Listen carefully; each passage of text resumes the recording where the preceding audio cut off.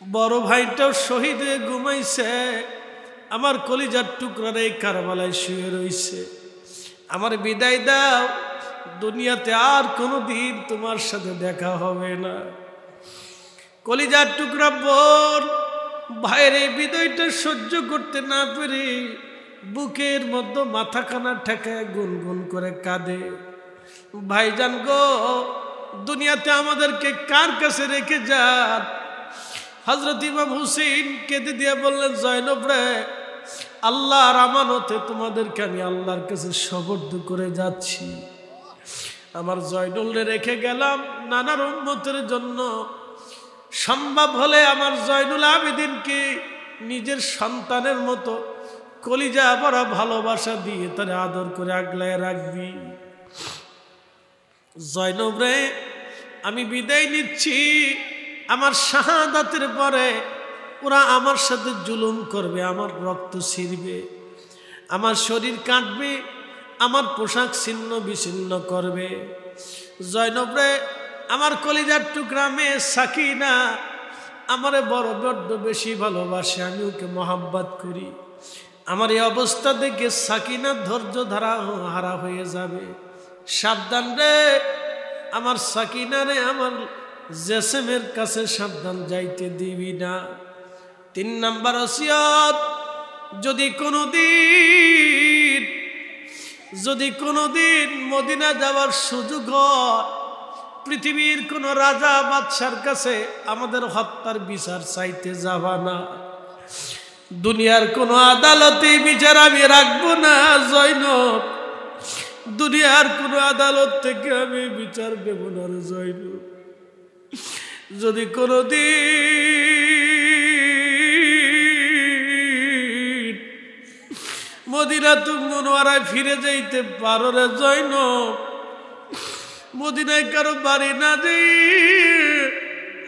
আমার নানার রওজার আদরে বসিয়া 3 দিনের কষ্ট দুঃখগুলি, যাতনা যন্ত্রণাগুলি, অত্যাচারগুলি, জুলুম আমার নানার রওজার পাশে দাঁড়ায় দাঁড়ায় বলবি, দুনিয়ার কোন রাজা বাদশার কাছে ফয়সালা টানতে যাবি না। তারিখের মধ্যে আসছে শাহাদাতের পরে জয়নব যখন মদিনাতুল মুনওয়ারায় ফিরে গেলেন, ইমাম জয়নুল আবেদিন রওজা শরীফের পাশে দাঁড়ায় সালাম দিলেন, আসসালাতু ওয়াসসালামু আলাইকা ইয়া রাসূলুল্লাহ। লক্ষ লক্ষ হাজার হাজার মদিনার মানুষ রওজা শরীফের চারপাশে বসে বসে কাঁদতেছিল।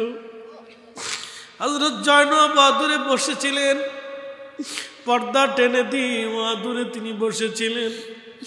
নবীজি রওজা শরীফে কদমের পাশে দাঁড়ায় গেলেন ইমাম জয়নুল আবেদিন, আসসালাতু ওয়াসসালামু আলাইকা ইয়া রাসূলুল্লাহ, আসসালাতু ওয়াসসালামু আলাইকা ইয়া হাবিবাল্লাহ,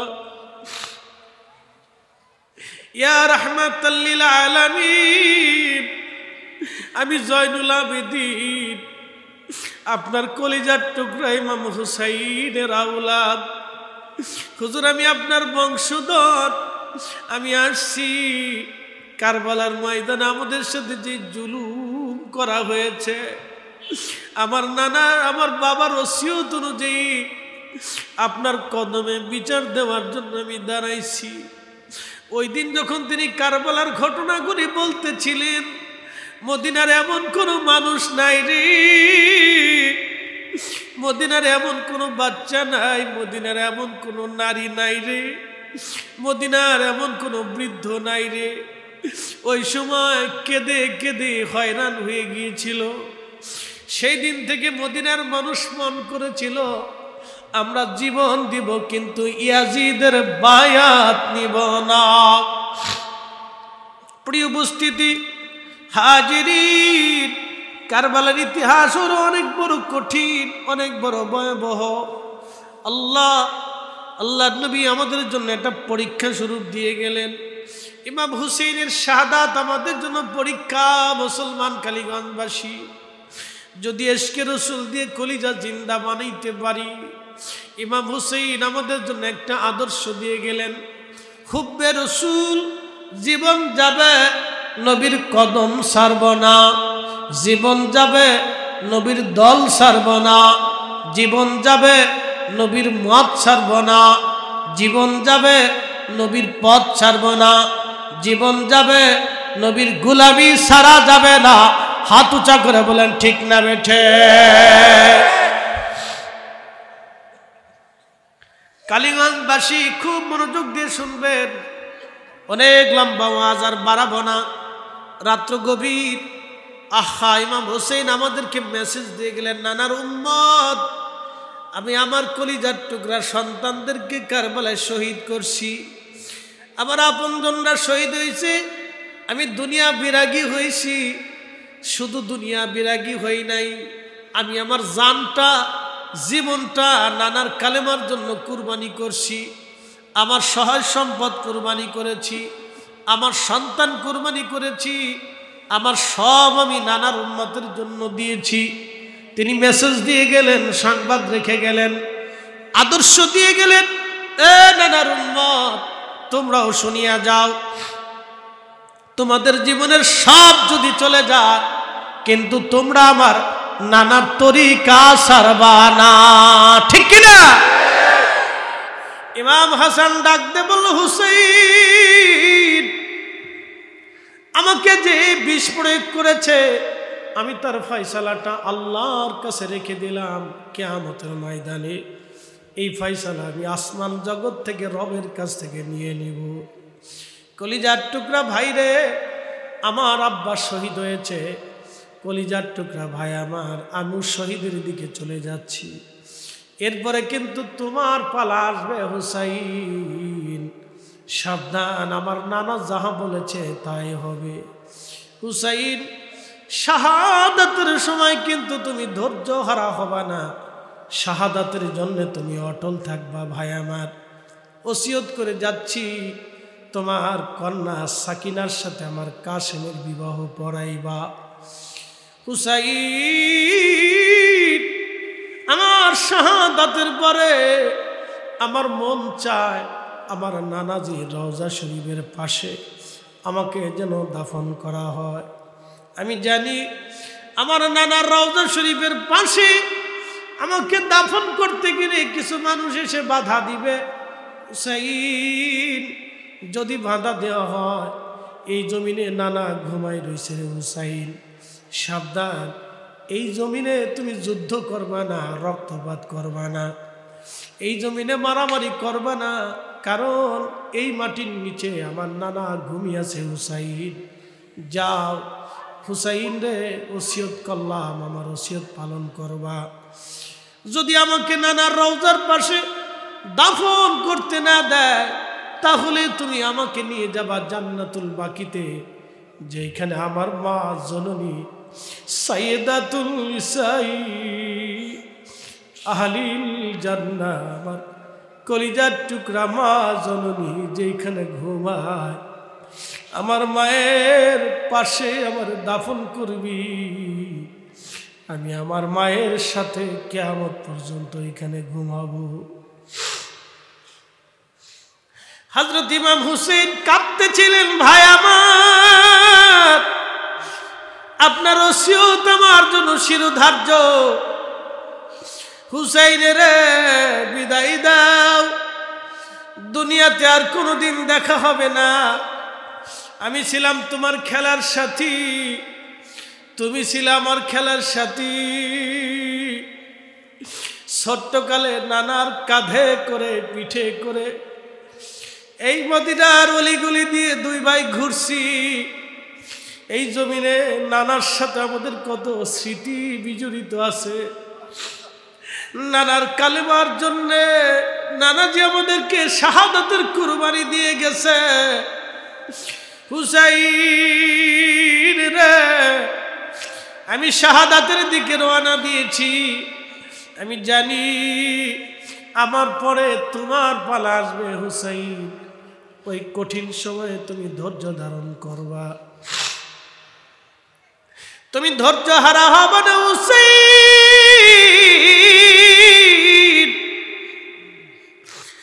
আমার দেওয়া ওসিয়তগুলি, আমার অনুরোধগুলি তুমি রক্ষা করবা। কলিজার টুকরা বাইরে বিদায় নিয়ে যাচ্ছি। হযরত ইমাম হুসাইনের কাছ থেকে ইমাম হাসান বিদায় নিয়ে নিল। আহা, চোখের সামনে ভাই শাহাদাতের কোলে ঘুমিয়ে গেলেন। গোসল করাইয়া রওজা শরীফের পাশে যখন কবর খুঁজতে গেলেন, তখন মারওয়ান ইবনে হাকাম এই জালেম এসে ইমাম হাসানের রওজা শরীফ নবীজির রওজার পাশে হতে দেবে না বলে হুকুম দিয়ে দিল। উমাইয়ারা অস্ত্র শস্ত্র নিয়ে দাঁড়িয়ে গেল, আমরা হাসানকে নবীর রওজার পাশে দাফন হতে দেব না। উমাইয়ারা তলোয়ার নিয়ে দাঁড়িয়ে গেল, আমরা ইমাম হাসানকে নবীর রওজার পাশে দাফন হতে দেব না। হযরত ইমাম হুসাইন তলোয়ার টেনে বের করতেছিলেন। কত বড় শ্রদ্ধা! আমার নানার জমিনে, আমার নানার পাশে আমার ভাইয়ের কবর হবে না, এটা কেমন কথা? কত বড় জুলুম! ঠিক তখন তলোয়ার টেনে বের করলেন হযরতে মুহাদ্দিসুদ দুনিয়া হযরতে আবু হুরায়রা রাদিয়াল্লাহু আনহু, যিনি দুনিয়ার সব মুহাদ্দিসদের সর্দার। নবীজির এত পরিমাণে হাদিস তিনি বর্ণনা করেছেন, হাদিসের কিতাব খুললেই ওয়া আন আবি হুরায়রা রাদিয়াল্লাহু আনহু খুঁজে পাওয়া যায় যার নামটা। সেই বিশ্ববিখ্যাত হাদিস বিশারদ সাহাবী রাসূল হযরতে ইমাম হুসাইনের হাত চেপে ধরে বলেন, ইয়ার ওগো নবীর আওলাদ, নবীর কলিজার টুকরা ইমাম হুসাইন, তলোয়ার বের করবেন না, কারণ আপনার ভাই ওসিয়ত করেছিলেন আপনি জমিনে যুদ্ধ করবেন না, রক্তপাত করবেন না, কারণ এই মাটির নিচে রহমতের নবী ঘুমিয়ে আছে। আপনি যদি যুদ্ধ করেন আমার রাসূলের কষ্ট হবে। ইমাম হাসান ওসিয়ত করেছিলেন আপনি তলোয়ার ঢুকিয়ে দেন। ইমাম হাসান আপনাকে বলেছেন ওরা যদি নবীজির রওজা শরীফের পাশে ইমাম হাসানকে দাফন করতে না দেয়, তাহলে যেন আপনি তাকে আপনার মা জননী রওজা শরীফের পাশে ইমাম হাসানকে দাফন করে দেন। হযরত ইমাম হাসান তলোয়ার ভিতরে ঢুকাইলেন, কারণ ভাইয়ের ওসিয়ত অনুযায়ী তিনি চলে গেলেন হযরত সৈয়দা হযরতে খাতুনে জান্নাহ ফাতেমা জাহরা রাদিয়াল্লাহু আনহার রওজা শরীফ। এখনো জান্নাতুল বাকিতে হযরত ফাতেমা রাদিয়াল্লাহু আনহার রওজা শরীফের পাশে ইমাম হাসানের কবর এখনো আছে। মা আর সন্তান, মা এবং কলিজার টুকরা বেটা, মা আর বেটা, মা আর ছেলে, দুইজনে একই পাশাপাশি জান্নাতুল বাকিতে ঘুমিয়ে আছেন। আহা, ওইখানে তাকে দাফন করা হলো। সময় তো ঘনিয়ে আসতেছে, ইতিহাস বড় নির্মম, অনেক লম্বা ইতিহাস। হযরত ইমাম হাসান শহীদ হয়ে গেলেন। ইমাম হাসান শহীদ হয়ে যাওয়ার পরে ইমাম হুসাইন একেবারে নিঃসঙ্গ হয়ে গেলেন, একা হয়ে পড়লেন। আহা, হযরত ইমাম হুসাইনের পালাও সময় ঘনিয়ে আসলো। ইয়াজিদ ক্ষমতায় বসে গেল। আল্লাহর নবী 1400 বছর আগে হযরত আবু হুরায়রাকে ডাক দিয়ে বলেন, আবু হুরায়রা তুমি শুনে নাও, হালাকাতু উম্মতি আলা ইয়াদাই গিলমাতিন মিন কুরাইশ, আমার কুরাইশ বংশের এক যুবকের মাধ্যমে আমার উম্মত ধ্বংস হয়ে যাবে। হালাকাতু উম্মতি আলা ইয়াদাই মিন গিলমাতিন মিন কুরাইশ, কুরাইশ বংশের এক যুবকের মাধ্যম দিয়ে আমার উম্মত ধ্বংস হয়ে যাবে। হযরত আবু হুরায়রা মাঝে মধ্যে দুয়াতে বাজারে রাস্তাঘাটে ঘোরার সময় তিনি বলতেন, আল্লাহুম্মা আল্লাহুম্মা লা তুদরিকনি সানাতুস সিদ্দিন ওয়ালা ইমারাতুস সিবিয়ান, আল্লাহুম্মা লা তুদরিকনি সানাতুস সিদ্দিন ওয়ালা ইমারাতুস সিবিয়ান। আল্লাহ, 60 হিজরির ওই যুবকের শাসন থেকে তুমি আমাকে বাঁচাও। আল্লাহ, 60 হিজরির যুবকের শাসন থেকে তুমি আমাকে বাঁচাও। আল্লাহ, 60 হিজরির যুবকের শাসন থেকে তুমি আমাকে বাঁচাও আল্লাহ। এইভাবে তিনি বিভিন্ন বাজারে বাজারে জোরে জোরে এইভাবে দোয়া করতেন। ওই যে আল্লাহর নবী বলেছেন আমার উম্মত ধ্বংস হয়ে যাবে আমার কুরাইশ বংশের এক যুবকের মাধ্যমে। শুনবেন, ইয়াজিদ কিন্তু কুরাইশ বংশের সন্তান ছিল, সে কুরাইশি ছিল, বনু উমাইয়া গোত্রের সন্তান ছিল। আর ইমাম হুসেন কুরাইশি ছিলেন, কিন্তু তিনি হাশিমি বংশের ছিলেন। হযরত আবু হুরায়রা তার ফিতনা থেকে বাঁচার জন্য দোয়া করতেন, আল্লাহুম্মা লা তুদরিকনি সানাতুস সিদ্দিন ওয়ালা ইমারাতুস সিবিয়ান। আল্লাহ 60 হিজরির যুবকের শাসন ওই ফিতনা থেকে তুমি আমাকে বাঁচাও আল্লাহ, তুমি আমাকে বাঁচাও। মুহাদ্দিস বিশ্ববিখ্যাত হাদিস বিশারদ আল্লামা ইমাম হাজর আসকালানী আশ-শাফিঈ শরহে বুখারী ফাতহুল বারী শরহে বুখারীর ভিতরে তিনি হাদিসের ব্যাখ্যা করতে যায় তিনি লেখেন 60 হিজরিতে ক্ষমতায় বসেছিল ইয়াজিদ। 60 হিজরিতে ক্ষমতায় বসেছিল ইয়াজিদ, আর 59 হিজরিতে আবু হুরায়রা ইন্তেকাল করেছিলেন। 60 হিজরিতে ক্ষমতায় বসেছিল ইয়াজিদ।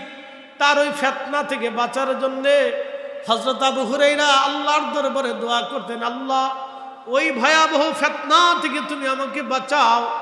আজকে ওরা কারা যারা ইয়াজিদের জন্য দোয়া করতে চায়? ওরা কারা ইয়াজিদকে যারা ভালো মানুষ মনে করিয়া ইয়াজিদের পক্ষ অবলম্বন করে?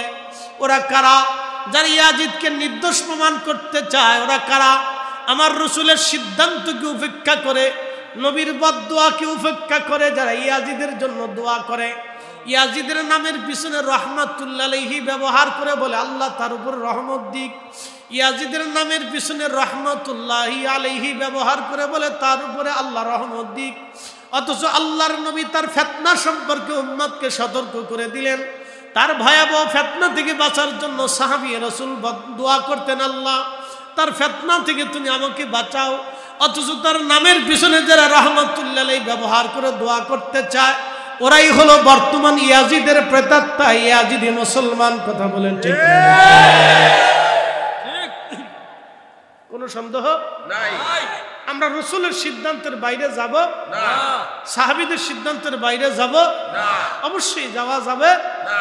তার ফিতনা থেকে বাঁচার জন্য 14 পুরুষও যদি কিয়ামত পর্যন্ত কাবা শরীফের গিলাফ ধরে কান দিয়ে আর ইয়াজিদকে বেহেশত পাঠাইতে চায়, আল্লাহ রাসূলের সিদ্ধান্তের বাহিরে আওলাদের রাসূলের খুনের বদলা তারা কখনোই ইয়াজিদ বেহেশত যেতে পারে না, নাহলে ইমাম হুসাইনের রক্ত মিথ্যা হয়ে যাবে। কথা বলেন না কেন? ঠিক না?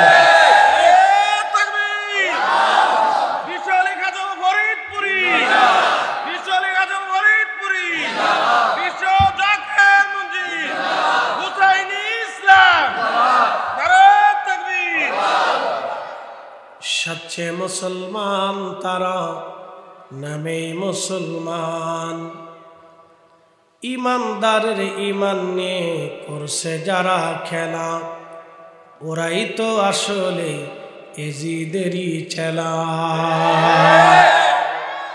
দাড়ি টুপি পাগড়ি আছে দেখতে মাওলানা, ভিতরে নাই নবী প্রেম ইয়াজিদে ভরা।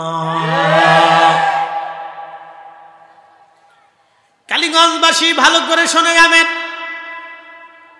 হযরত আল্লামা ইমাম আহমদ ইবনে হাম্বল মুসনাদে আহমদের ভিতরে একখানা হাদিসে কারিমা তিনি লিখেন, হযরতে আলী রাদিয়াল্লাহু আনহু তিনি সিরিয়ার দিকে যুদ্ধের জন্য রওনা করলেন। ইরাকের কারবালা দিয়ে তিনি সেনাবাহিনী নিয়ে রওনা করলেন। ইরাকের কারবালা যাওয়ার পরে হযরত আলী সোয়ারি থেকে নামলেন। নেমে হেঁটে হেঁটে হেঁটে হেঁটে হানজাল গাছ ছিল, হানজাল গাছের পাশে গেলেন, নিজের জায়নামাজ বিছাইয়ে দিলেন। বিছাইয়া হযরত আলী 2 রাকাত নামাজ পড়লেন। হযরত আলী নামাজ পড়ে রব্বে কারিমের দরবারে হাত বাড়াইলেন। হাত বাড়াইয়া হযরত আলী দোয়া করলেন। সাহাবীরা বলেন, ইয়া আমিরাল মুমিনিন, এই কারবালাতে হানজাল গাছের পাশে আপনি 2 রাকাত নামাজ পড়ে কেন দোয়া করলেন বুঝলাম না। আপনি চোখের পানি ফেলে ফেলে কান্না করলেন তা বুঝলাম না। হযরত আলী বললেন, ও নবীর উম্মতেরা, আমি আমার মাসুক প্রিয় নবীর জবান থেকে শুনেছি এই কারবালাতে এই হামজাল গাছের পাশে আমার হুসাইন নির্মমভাবে তাকে হত্যা করা হবে, তাকে শহীদ করা হবে। এই মাটিতে আমার হুসাইনের ডানে বামে পিছনে দাঁড়িয়ে অনেকে জিহাদ করে শাহাদাতের অমীয় শোধা নিবে। আমি আমার হুসাইনের শাহাদাতের সময় যেন ধৈর্য ধরতে পারে সেই জন্য দোয়া করলাম। শোনো আমার নবীর উম্মতেরা, আমি আমার মাসুক নবীর পবিত্র জবান থেকে শুনেছি, নবীজি বলেছেন আমার সাহাবীদের শাহাদাতের পরে সবচাইতে দামি সাহাবী, আমার সাহাবীদের শাহাদাতের পরে সবচাইতে দামি শহীদ হলো কারবালার ময়দানে আমার হুসাইনের সাথে যারা শহীদ হবে তারা দামি শহীদ। কারণ তারা হকের জন্য, ইনসাফের জন্য, ন্যায়ের জন্য, মিথ্যার সামনে জালিমের বিরুদ্ধে দাঁড়ায়া মাথা উঁচু করে শির উঁচু করে তারা শহীদ হয়ে যাবে। তারা জালিমের সামনে মাথা নত করবে না। একবার জোরে জোরে বলা যাবে কি আল্লাহু আকবার? না না, আরো জোরে বলেন আল্লাহু আকবার। ইমাম হুসেন শহীদ হয়ে যাবে হযরত আলী জানতেন, সাহাবীরা জানতেন, হযরত আবু হুরায়রা জানতেন, ইমাম হুসাইন জানতেন আমি কারবালায় শহীদ। হযরত ইমাম হাসান জানতেন আমার ভাই কারবালায় শহীদ। তারপরেও তারা কারবালায় গিয়েছেন, কারণ যদি না যান তাহলে নানার উম্মত কিয়ামত পর্যন্ত মিথ্যার সামনে মাথা নত করবে। আর আজকে আমি যদি শির উঁচু করে শাহাদাতের পেয়ালা নিয়ে যাই তাহলে আমার নানার উম্মতেরা সারা জীবন মাথা উঁচু করে থাকবে। আর আমার শাহাদাতের বিনিময়ে আমার নানার গুনাহগার উম্মত কিয়ামতের ময়দানে নানা তরাবে। তিনি রাহমাতুল লিল আলামিন, রাহমাতুল লিল আলামিন। এই উম্মতের জন্য নিজের কলিজার টুকরাদেরকে শহীদ করেছেন, এই উম্মতের জন্য নিজের দাঁত শহীদ করে দিয়েছেন, এই উম্মতের জন্য পুরা পরিবার শাহাদাতের পেয়ালা নিয়েছেন, এই উম্মতের জন্য তিনি ক্ষুধার্ত থেকেছেন, এই উম্মতের জন্য তিনি না খেয়ে থেকেছেন, এই উম্মতের জন্য তিনি গরিবত্ব নিয়েছেন। তিনি দুজাহানের বাদশা, তিনি দুজাহানের বাদশা। আকাশে চাইলেই আকাশ থেকে বেহেশত থেকে যার জন্য খাবার আসতো, উনি যদি বলতেন রাব্বি বেহেশত থেকে তুমি খাবার পাঠাও, আল্লাহ বেহেশত থেকে খাবার পাঠাইতেন। উনি যদি বলতেন আল্লাহ আমাকে জান্নাতে নিয়ে প্রত্যেক দিন খাবার খাওয়াই আবার দুনিয়াতে পাঠাবেন, আল্লাহ তাই করতেন। উনি যদি বলতেন রাব্বি সুলাইমান নবী মহাপ্রাসাদে ঘুমিয়ে গেছে, সুলাইমানের 1000 স্ত্রী ছিল, তুমি আমাকে 1000 স্ত্রী দিবা, আমাকে বিরাট বড় প্রাসাদ তুমি দিবা, দুনিয়ার রাজত্ব তুমি দিবা, আল্লাহ ওনাকে তাই দিতেন। কিন্তু না, উনি প্রাসাদ নিলেন না, উনি নিলেন ধুলির তখ্ত। উনি প্রাসাদ নিলেন না, উনি নিলেন খোদাই মর্যাদা। উনি হাজার হাজার স্ত্রী গ্রহণ করলেন না, উনি স্ত্রী নিলেন আম্মাজান খাদিজা তাহেরা তয়্যেবা, যিনি 40 বছর বয়সে নবীজিকে বিয়ে করলেন। উনি স্ত্রী নিলেন আম্মাজান সাউদা, যিনি একেবারে বৃদ্ধা নারী ছিলেন, চুল গুলি সাদা হয়ে গিয়েছিল এবং চামড়াগুলি ঘুষিয়ে গিয়েছিল। উনি স্ত্রী হিসেবে নিলেন আম্মাজান আয়েশা, যিনি কেবলমাত্র 6 থেকে 9 বছরের বয়স, অল্প বয়স। তিনি স্ত্রী গ্রহণ করলেন উম্মে হাবিবা, উম্মে সালমা। যারা বিধবা ছিলেন, বিধবা নারীদেরকে নবী বিবাহ করে নিজের ঘরের মধ্যে আশ্রয় দিলেন। একবার আওয়াজ তুলে বলা যাবে কে মারহাবা?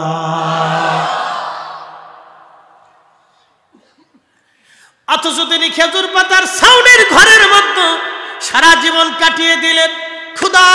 ক্ষুধায় পেটের ভিতরে পাথর বেঁধেছিলেন তিনি, রাহমাতুল লিল আলামিন। আহা, পেটের মধ্যে পাথর চাপা দিয়ে 3 দিন 4 দিন 7 দিন পর্যন্ত না খেয়েছিলেন, একটা খেজুর দানাও ছিল না। নবীজির ইন্তেকাল হয়ে গেল। আম্মাজান আয়েশার সামনে সাহাবীরা অনেক খাবার দিলেন। আম্মাজান আয়েশার জন্য হযরত আবু বকর, হযরত ওমর, হযরত উসমান, হযরত আলী, আম্মাজান আয়েশার জন্য তিনারা আম্মাজান আয়েশা, আম্মাজান সাউদা, আম্মাজান হাবিবা, আম্মাজান সালমা, নবীজির বিবিগণ, আমাদের যতজন জননী মা ছিল, আম্মাজানরা ছিল, তাদের জন্য বাইতুল মাল থেকে রাষ্ট্রীয় ভাতা প্রত্যেক মাসে মাসে ভাতা তিনারা নির্ধারণ করলেন। মাঝে মধ্যে মসজিদে নববীতে দামি দামি কোনো খাবার সাহাবীরা নিয়ে আসলে সাহাবীরা আম্মাজানদেরকে না দিয়ে খাবার খেতেন না, আম্মাজানদের জন্য খাবার পাঠাতেন। ভালো কোনো খাবার আসলে আম্মাজান আয়েশার ঘরে, আম্মাজান সাউদার ঘরে, আম্মাজান সালমার ঘরে সাহাবীরা খাবার পাঠিয়ে দিতেন। তো আম্মাজানরা সামনে খাবার নিয়ে বসে বসে কাঁদতেন। সাহাবীরা বলতেন, ওগো মা জননী, কি জন্য খাবার সামনে নিয়ে কাঁদেন? মানুষ খাবার না থাকলে কাঁদে, আপনারা খাবার সামনে নিয়ে কেন কাঁদেন? আম্মাজানরা কেঁদে কেঁদে বলতো, সাহাবীরা তোমরা তো ঘরের অবস্থা জানো না, আমরা তো ঘরের ভিতরে ছিলাম, এমনও মাস চলে গেছে, সপ্তাহ চলে গেছে, আমাদের ঘরের চুলার ভিতরে আগুন জ্বলে নাই। এমনও মাস চলে গেছে, রসুলের সামনে একটা খুরমা দানা ছাড়া কোনো খাবার দিতে পারি নাই। আজকে তোমরা আমাদের সামনে দামি দামি খাবার এনেছ, আমাদের রসুল আমাদের সামনে খাবার দিতে পারে নাই, নবীজির সামনে খাবার দিতে পারি নাই। নবীজি না খেয়ে দেখেছেন, খোদায় খোদায় রাত্রি যাপন করেছেন, খেজুর খেয়ে নবী সারা রাত্র পার করে দিয়েছেন। ওই স্মৃতিগুলি মনে পড়ে সাহাবীরা কান্দি। খাবারের জন্য কাঁদি না, ক্ষুধার জন্য কাঁদি না, কারণ ক্ষুধা তো আমরা রসুলের দরজা থেকে আমরা বুঝে নিয়েছি ক্ষুধা কি জিনিস। আমরাও না খাওয়া থাকতাম, রসুলও না খেয়ে থাকতেন, নবীজি ক্ষুধার্ত থাকতেন, আমরাও ক্ষুধায় থাকতাম। আপনি একটু ভাবেন তো, একজন বিবি, একজন নারী না খেয়ে থাকার পরও নবীর দরজা কোনোদিন ছেড়ে দিয়ে যান নাই, কখনো নবীর দরজা থেকে চলে যান নাই, না খেয়ে থেকেছেন। তারপরে 10 বারে মুস্তফার গোলামি তারা করে গেছেন। তারা উম্মাহাতুল মুমিনিন। আল্লাহ তাদের সম্মান আর মর্যাদার দিকে তাকায় আল্লাহ বলেন, আন-নাবিয়্যু আওলা বিল মুমিনিনা মিন আনফুসিহিম ওয়া আজওয়াজুহুম উম্মাহাতুহুম। আমার বান্দারা, আমার নবীজি তোমাদের কলিজার থেকে বেশি প্রিয়, তোমাদের জীবনের থেকে নবী প্রিয়, দামি দামি দামি। চিৎকার মেরে জোরে বলেন আল্লাহু আকবার। আমাদের জীবন থেকে রাসূল দামি, আমাদের জীবন থেকে রাসূল দামি, আমাদের জীবন থেকে রাসূল দামি। লা ইউমিন, লা ইউমিন, ইমানদার হবা না, লা ইউমিন, ইমানওয়ালা হবা না, হাত্তা আকুনা আহাব্বা ইলাইহি মিন ওয়ালিদিহি ওয়া ওয়ালাদিহি ওয়ান নাসি আজমাইন। দুনিয়ার সব ব্যক্তি, সব বস্তু, সব মানুষ, এমনকি তোমার মা, তোমার বাবা, এমনকি তোমার কলিজার টুকরা সন্তান, যাকে তুমি কলিজার ভিতর থেকে ভালোবাসো। কেমন করে মা কলিজার ভিতর থেকে একটা সন্তানকে ভালোবাসে, তার বাস্তব প্রমাণ আপনি দেখবেন। একটা বিড়াল, তার বাচ্চা হলে বিড়ালটা তার বাচ্চা বাঁচানোর জন্য লড়াই করে। প্রত্যেক সৃষ্টির ভিতরে মা আছে, প্রত্যেক মা একই রকম হয়ে থাকে। গরুর বাচ্চা হলো, বাচ্চাটা কোলে করে নিয়ে সারা কালীগঞ্জের ভিতর দিয়ে আপনি যদি ঘোরেন, পাশে নদী আছে, নদীর মধ্যে যদি আপনি বাচ্চা নিয়ে ঝাঁপিয়ে পড়েন, ওই গাভীটা আপনার পিছে পিছে দৌড়ায় চলে যাবে। গাভী আপনার মহব্বতে যাবে না, গাভীটা বাচ্চার মহব্বতে যাবে। কারণ ওই গাভী মা কলিজার ভিতর থেকে মা সন্তানকে ভালোবাসে। প্রত্যেকটা প্রাণী, যেই প্রাণী মা হোক, প্রত্যেকটা মা প্রাণী সন্তানকে কলিজার ভিতর থেকে ভালোবাসে।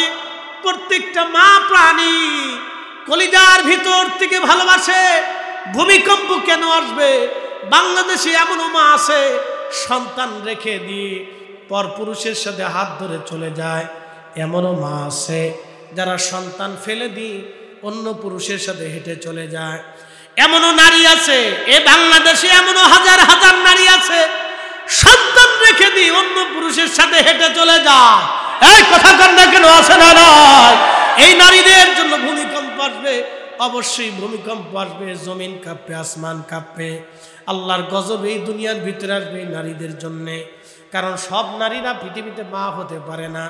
বহু নারী আছে 40 বছরও সন্তান হয় নাই, একটা সন্তানের জন্য নারী সারা জীবন হাহাকার করে। আবার এমন নারী আছে সন্তান হয়ে যাওয়ার পরে সন্তান ফেলে দিয়ে চলে যায়, সন্তানের চেহারা পর্যন্ত দেখে না। কালকে খবরের ভিতরে দেখলাম একটা বাচ্চা ওই বাচ্চাটা ওই কমলাপুর রেল স্টেশনে এসে কান্না করে। লোকে জিজ্ঞেস করলো তুমি কেন আসছো? বলে আমার মা, সৎ মা আমাকে পিটাইছে, মারে। বলে তোমার বাবা কোথায়? বলে আমার বাবা বিদেশে চলে গেছে। বাবাটা বিদেশ যাওয়ার কারণে সৎ মা তাকে মাঝে মধ্যে মারে, পিটায়, খাবার দেয় না। সৎ মার মারের কারণে ছেলেটা পালিয়ে চলে আসছে।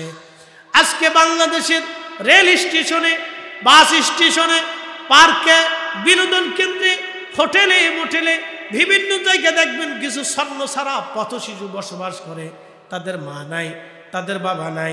আমি সিলেট থেকে মাহফিল করে আসতেছি, সুরমা নদীর ব্রিজের কাছে গেলাম।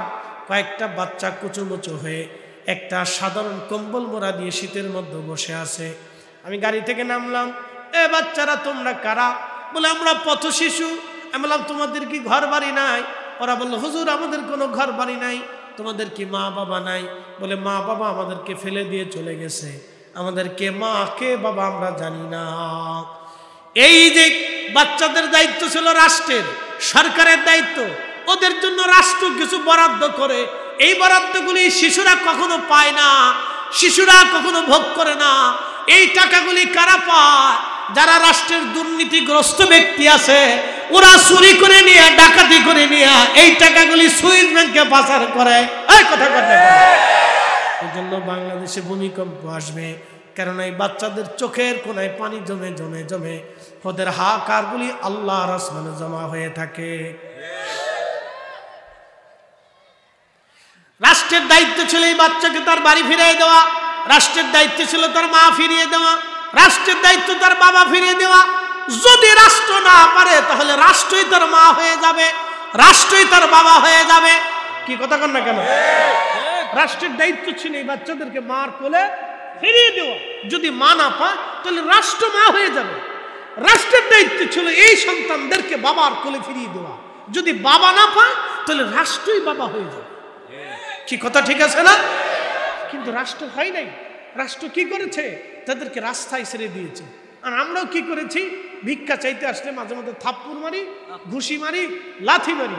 আমরা ভাবি ও মনে হয় এগুলি নিয়ে গাঁজা কিনে খাবে, কিন্তু আমরা কখনো ভাবি নাই এই বাচ্চাটাকে আমাদের মানুষ করার দরকার। আমরা কখনো ভাবি নাই, কখনো ভাবি নাই এদেশের কোটিপতিরা, হাজার হাজার কোটি টাকার মালিক, শত শত কোটি টাকার মালিক, টাকা কোথায় খরচ করবেন না পাইয়া দুবাই যাইয়া, বিদেশে যাইয়া, বার হাউসে যাইয়া, কনসার্টের আয়োজন করিয়া শত শত কোটি টাকা নর্তকীর পিছনে খরচ করে। কিন্তু আমার দেশের কত দরিদ্র, টাকার অভাবে ওষুধ কিনতে পারে না, টাকার অভাবে আমার দেশের রিক্সা বলা চিকিৎসা হতে পারে না, টাকার অভাবে আমার দেশের বৃদ্ধর অপারেশন হয় না। ওরা যদি আমাদের এই বৃদ্ধের জন্য, গরিবের জন্য, এতিমের জন্য এই টাকাগুলি বরাদ্দ করত, তাহলে এই টাকাটাকে জান্নাত পর্যন্ত নিয়ে যাইত। কথা বলেন ঠিক না বেঠিক? এরা বলে টাকা খরচ করার জায়গা খুঁজে পায় না। আর আমি দেখি টাকা খরচ করার জায়গার অভাব বাংলাদেশে নেই, বহু জায়গা আছে। টাকা খরচ করার জায়গা বাংলাদেশে অভাব নেই, অভাব নেই, অভাব নেই। টাকা খরচ করার জায়গা বাংলাদেশে অভাব নেই। হাজার হাজার প্রজেক্ট আছে, খাত আছে বাংলাদেশে, মানুষ টাকা খরচ করতে পারে। টাকা খরচ করার অভাব নেই। বুঝতে পারছেন? যে এগুলি বলবে কে? কে বলবে এগুলি? কারা বলবে? এটা আল্লাহ আমাদেরকে দায়িত্ব দিয়েছিল এই কিছু কিছু কথা মানুষকে, জাতিকে শোনানোর জন্য, বোঝানোর জন্য। তো সেই পরিপ্রেক্ষিতে আমি আপনাদের সামনে কিছু কথা উপস্থাপন করলাম। ইমাম হুসেইন তো এই জন্য শহীদ হয় নাই। ইমাম হুসেইন শহীদ হয়েছিল এই উম্মতের জন্য, এই উম্মতের নাজাতের জন্য, মাগফিরাতের জন্য। তিনার কলিজা দ্বারা খুন কারবালার মাটির সাথে মিশে আছে আদো। কিসের জন্য? এই উম্মতের মুক্তির জন্য। কিন্তু উম্মত কি করলো? এক উম্মত আর উম্মতরে গুলি করতেছে। দেখেন নাই সুদানি মুসলমান, সুদানি মুসলমান হয়ে তো সুদানি মুসলমান হয়ে না।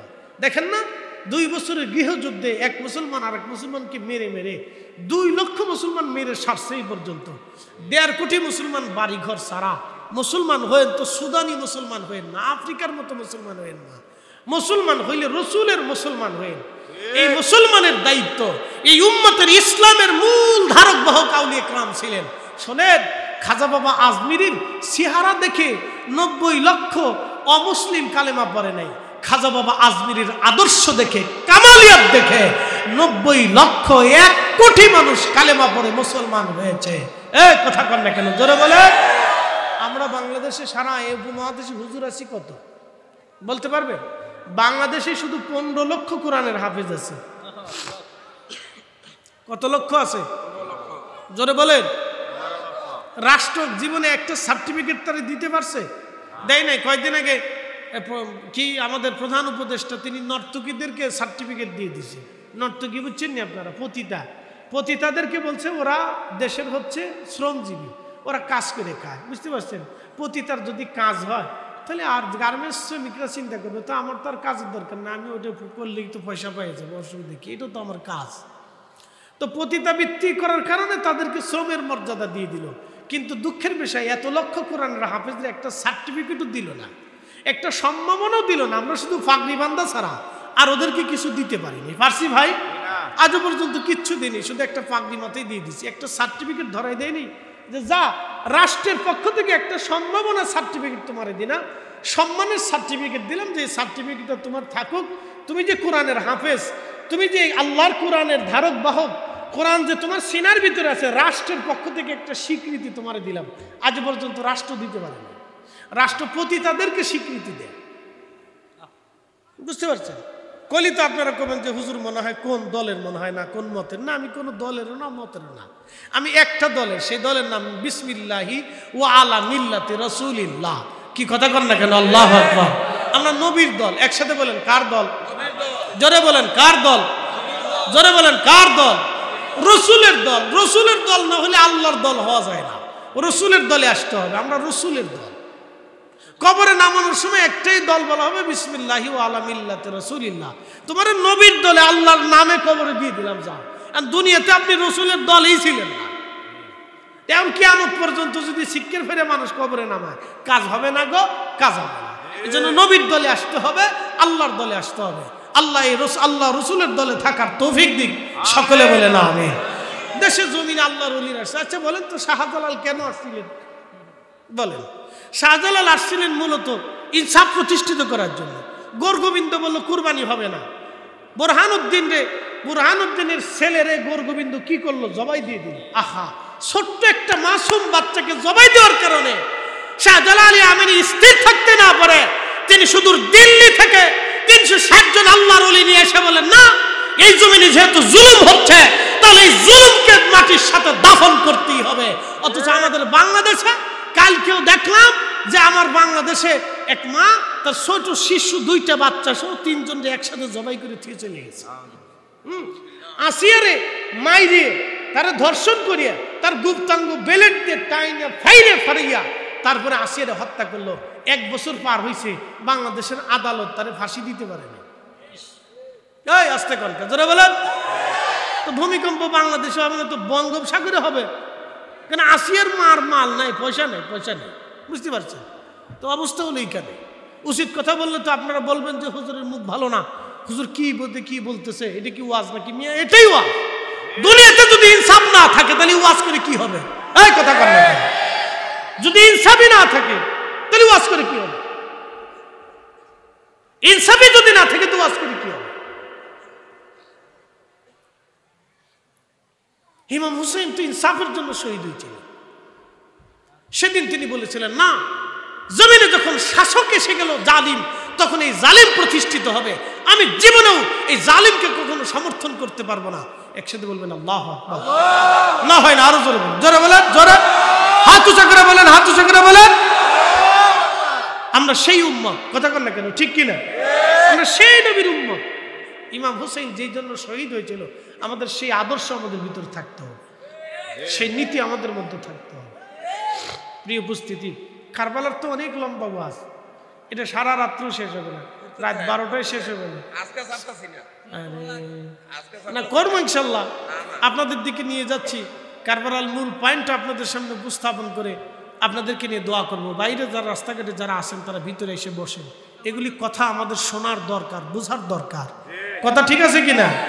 খালি তো সারা জীবন আটশির গরুর বিরুদ্ধে পিছনে লেগে গেল, বলে গরুর বাড়ি গরু যায়, হিন্দুর বাড়ি হিন্দু যায়। তো এই বছর আপনারা মন্দিরে গেলেন কে? আমি বুঝলাম না কিছু।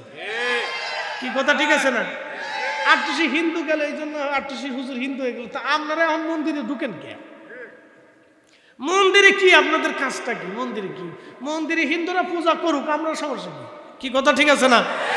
হিন্দুরা মন্দিরে পূজা করবে, এটা তার রাষ্ট্রীয় অধিকার।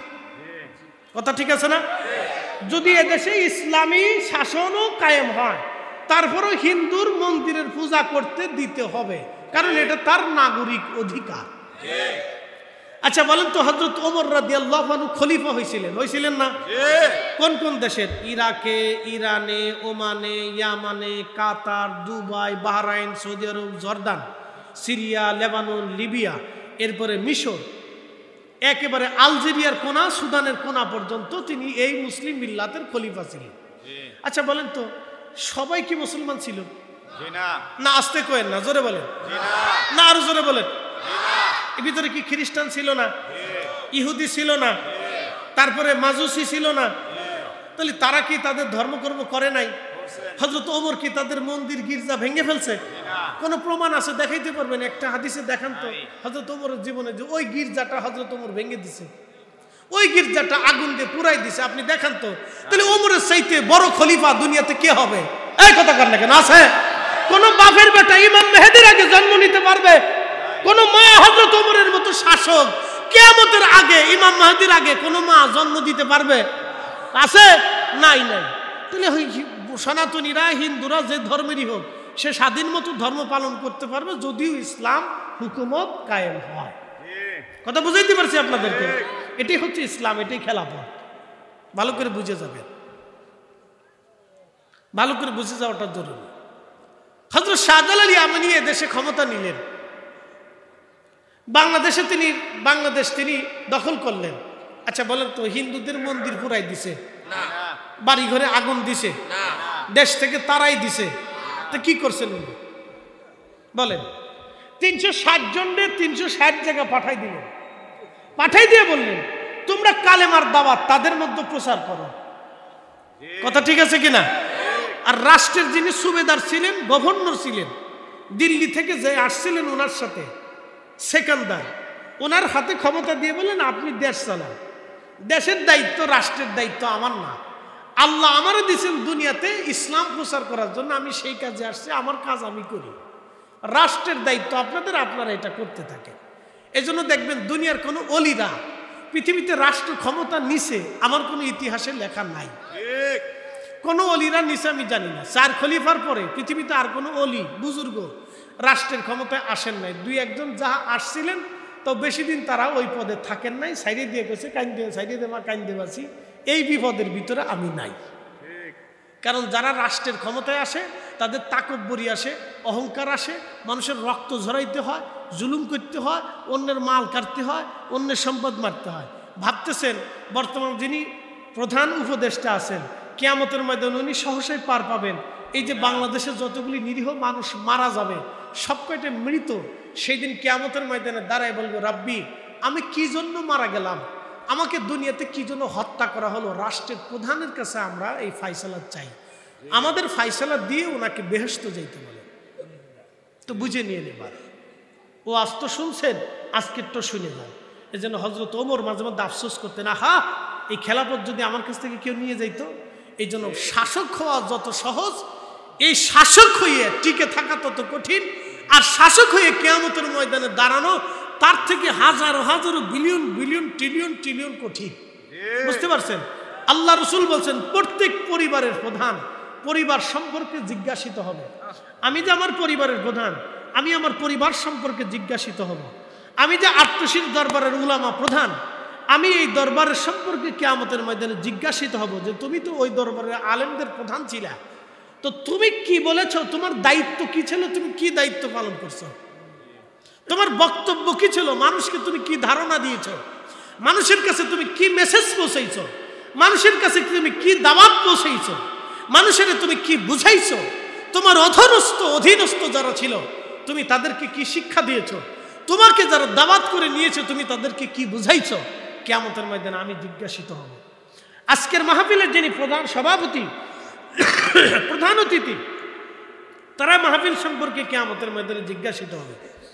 এই গ্রামের যিনি প্রধান আছেন তিনি গ্রাম সম্পর্কে জিজ্ঞাসিত হবেন। এই ওয়ার্ডের যিনি মেম্বার আছেন তিনি ওয়ার্ড সম্পর্কে জিজ্ঞাসিত হবেন। এই ইউনিয়নের যিনি চেয়ারম্যান আছেন তিনি ইউনিয়ন সম্পর্কে জিজ্ঞাসিত হবেন। এই উপজেলার যিনি চেয়ারম্যান আছেন তিনি উপজেলা সম্পর্কে জিজ্ঞাসিত হবেন। টিওনো যিনি আছেন তিনি এই থানা সম্পর্কে জিজ্ঞাসিত হবে, যিনি ওসি আছেন তিনি তার নিরাপত্তা বিষয়ক জিজ্ঞাসিত হবে, যিনি এই জেলার ডিসি আছেন তিনি তার কর্মসূচি নিয়ে কিয়ামতের ময়দানে জিজ্ঞাসিত হবে, যিনি খাদ্য অধিদপ্তরের প্রধান আছেন তিনি এদেশের একজন মানুষও যদি ক্ষুধার্ত থাকে এই জেলার, তাহলে তাকে কিয়ামতের ময়দানে টানে টানে কড়ায় কড়ায় হিসাব দিতে হবে। যারা বৃদ্ধাশ্রমের নিয়ে এবং দরিদ্র নিয়ে কাজ করে, এটা একটা মন্ত্রণালয় আছে। শিশু বিষয়ক, শিশু নারী বিষয়ক একটা মন্ত্রণালয় আছে। আমাদের দেশে যতটা শিশু ক্ষতিগ্রস্ত হবে এবং যতটা শিশু বিনা চিকিৎসায় মারা যাবে, যে কটা শিশু এতিম অবস্থায় নিজের সম্পদ বুঝে না পাবে, এই শিশু বিষয়ক মন্ত্রণালয়ের যারা দায়িত্ব মন্ত্রী থাকবেন, কিয়ামতের ময়দানে তিনি আল্লাহর কাছে জিজ্ঞাসিত হবেন যে তোমার দেশের ওই শিশুটা কেন ক্ষুধার্ত ছিল, তুমি জবাব দিয়ে যাও। তোমার ওই এতিম শিশুটা কেন তার ন্যায্য অধিকার ফিরে পায় নাই, তুমি জবাব দিয়ে যাও। মন্ত্রী হওয়া যত সহজ, কিয়ামতের ময়দানে আল্লাহর সামনে দাঁড়ানো তার সাথে বিলিয়ন বিলিয়ন ট্রিলিয়ন ট্রিলিয়ন কঠিন। মুসরায় মুসরায় খাচ্ছেন, খেতে থাকেন, কিয়ামতের ময়দানে আল্লাহর আদালতে দাঁড়াইতে হবে। আল্লাহর কসম করে বলি, আকাশ ভেঙে গেলেও, জমিন ভেঙে গেলেও আল্লাহর সামনে দাঁড়াইতে হবে, আপনার অধীনস্থ সম্পর্কে জিজ্ঞাসিত হইতে হবে। অতএব হিসাব বুঝিয়ে দেওয়ার জন্য দুনিয়ার থেকে প্রস্তুতি নিয়ে যাওয়াটা বুদ্ধিমানের কাজ। পরামর্শ দিয়ে গেলাম, বুঝতে পারছেন?